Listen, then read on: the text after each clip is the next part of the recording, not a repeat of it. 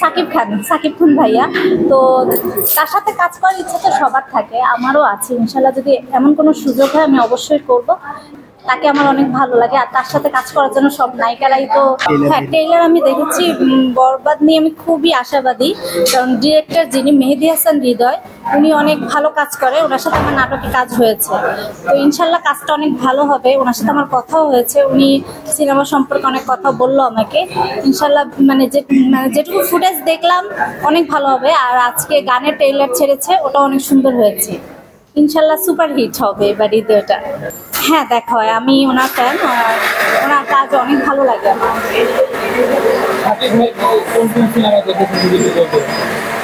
সাকিব খানের লাস্ট আমি প্রিয়তমা সিনেমাটা দেখেছি। তো সিনেমাটা দেখে আমার অনেক ভালো লেগেছে, বিশেষ করে তার অভিনয় আর গানগুলো অনেক ভালো লেগেছে।